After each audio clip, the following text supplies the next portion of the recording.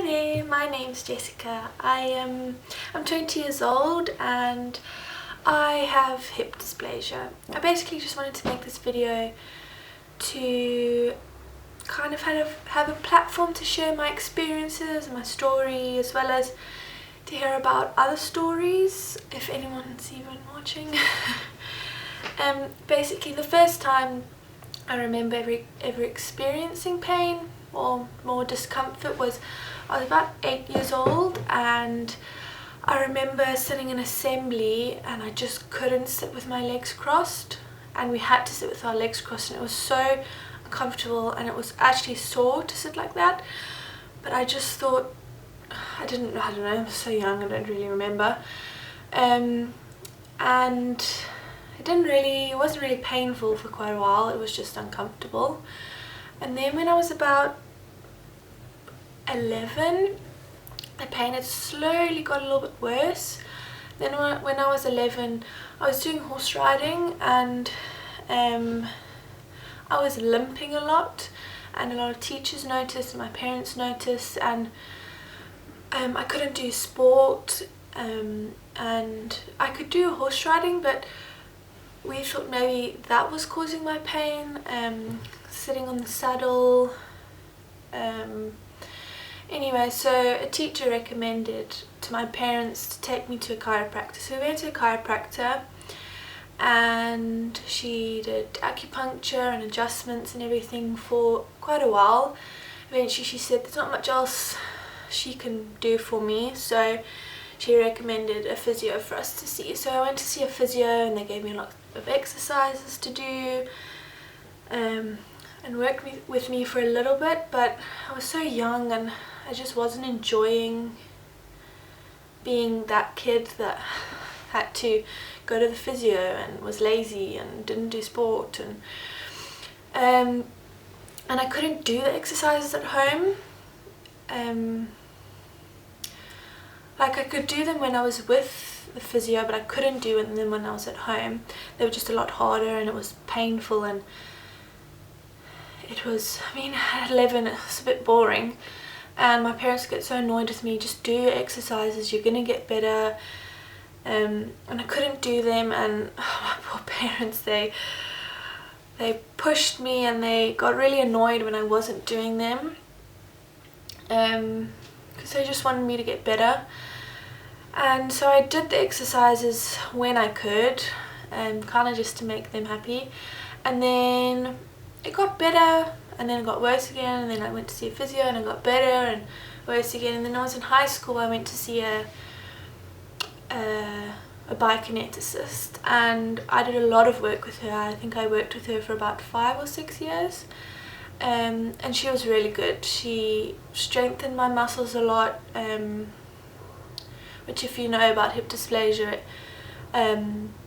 your hip wants to dislocate the whole time, so if your muscles are strong it helps to keep it in place, but the muscles become overworked. So that was part of the pain I was getting, and so when I was stronger the pain would get better, and then when I'd stop seeing her it would get worse again. And then eventually when I was, I think 18, 19, yeah, when I was about 19 it got a lot worse. And I went back to see her again after about 2 years. For 2 years I didn't have any pain, and then she worked with me again, and she said she doesn't really understand how it deteriorated so quickly, and worse so than before. And so I did a lot of work with her. Then I moved to the UK for a few months, and I did a lot of walking to work and back, and it got really bad during that time because I was walking so much. So I came home, and I'd been working as a waitress for 2 years, so that really wasn't helping with the pain, but it was a job, you know. So then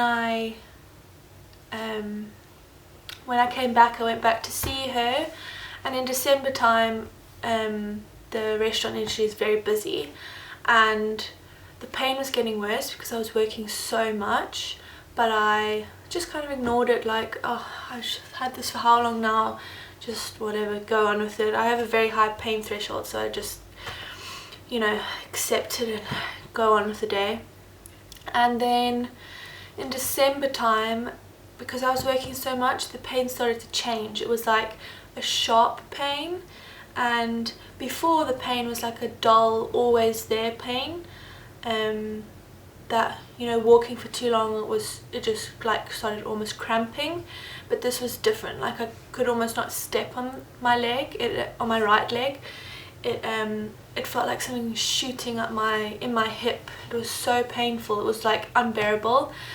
And so in January I said to her, this pain has changed, and I don't understand why.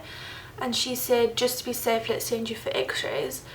Which, when she said that to me, I was kind of thinking, why didn't anyone send me for x-rays so long ago? I mean, it's been, what, 10 years at least? But no one sent me for any x-rays. So anyway, so I went for the x-rays. By this time I was 20. And I went for the x-rays, and then I went back to the surgeon's office, and he said, oh, can you see what's wrong on my x-rays? And I was like, no, I'm not a doctor. He said, you have very shallow hip sockets. So I said, okay, well, what does that mean? He said, you'll have to have 2 full hip replacements. Now you can imagine, 20 years old, being told that after so long.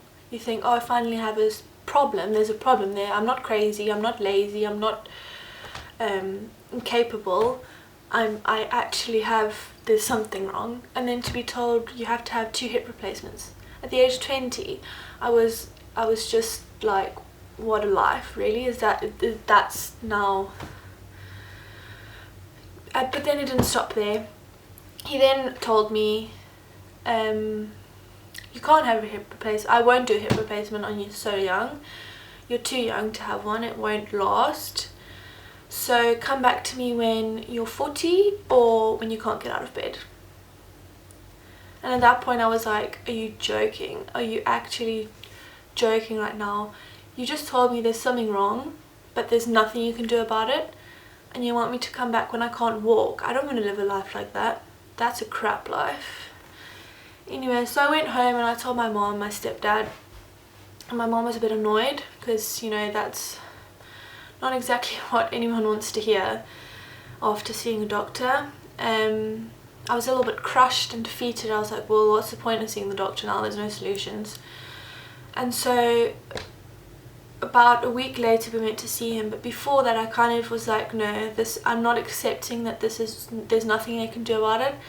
So I did research and I found out shallow hip sockets called hip dysplasia, which he didn't tell me. And then I found the PAO surgery for hip dysplasia. And so I did a little bit of research on that, and my parents, my mom and stepdad took a printed paper to him and said, well, you know, we found this online. Is this a possibility to do? Because it's like, we've got to do something. I mean, this pain is just unbearable. And he said, no, she's too young. They only do it in children up to the age of 11, and he doesn't do it. It's not something he specializes in, but I'm too young. And so my parents said, well, can you not find out? Is there another doctor we can see that does this surgery? He said he'll let us know. To this day, he still hasn't let us know. So I, myself, being a serial planner and a control freak, I googled doctors in South Africa. It took me ages. Like, it took me a day or two to find anything that said hip dysplasia, and there was only one doctor's website, orthopedic surgeon's website, that mentioned hip dysplasia that I found. There could be more, but that's what I found. And so we booked to see him, and we sent my x-rays to him, and so we drove up to Cape Town, which is like 5 hours away. And I was a bit nervous because it's like, you know, what if he says no? What if, you know, then there is really no solution. I just have to live with this, which is shit, to be honest. And anyway, so we went to his office, and he kind of immediately said, this is surgery for you. He didn't say no. I was so relieved. He said, He suggests during the surgery. I developed arthritis in my right hip, that's why the pain had changed. It was like a sharp pain.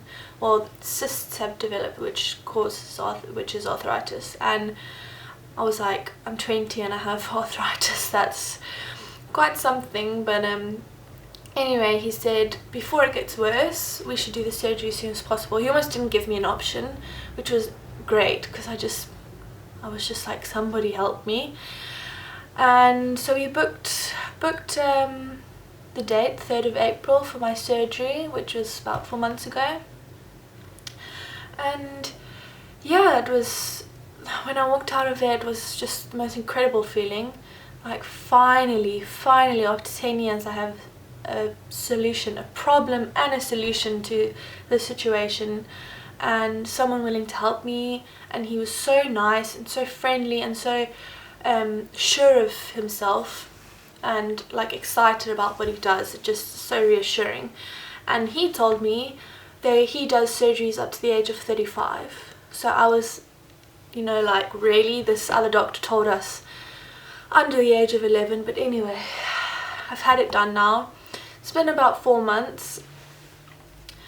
Everyone said to me, oh, it's so sad at 20 you have to have such a major hip surgery. I mean, that was devastating. I was like, are you joking? It's the best news I've had forever. So although I was nervous for the surgery, I was so excited. Like, the thought of having no pain was just, I didn't know a life like that. I was just excited to have a life back. So yeah, I mean, I've had the surgery now. It's been 4.5 months, about 4.5 months, and yesterday I ran for the first time, which was just like the best feeling. I never used to like running. I actually hated running, but yesterday I just thought, the dog ran away from me and I thought, I wonder if I can catch him, I'll try to run after him. And I could run, and it was like that moment in Forrest Gump where all his braces come off.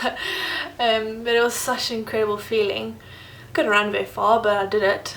But yeah, I just wanted to make this video to see if there's anyone else in South Africa that's had the surgery, because what I found really hard was I had no one to relate to. I'd never heard of anyone having hip dysplasia. I couldn't find anything online for people that have hip dysplasia or that have had the surgery, so I didn't have anyone to relate to. So it was like I had no idea what to expect, which is quite scary for me because I like control and I like to plan everything and know what I'm getting myself into, and I had no idea. There was no one to speak to, and so I basically just wanted to make a video, share my story a little bit. If anyone else has had a similar experience, you know, there is actually options. You're not too young for this and you're not too old for that. And I just want to hear other people's stories that live here, if there's anyone watching, if anyone has stories. And yeah, I'd just love to hear about people's experiences, whether you're from here or not. And if you'd like to hear about my surgery experience and my recovery and all of that, then let me know and I'll maybe make another video about that. I just didn't want to make this too long. Anyway, thanks for listening.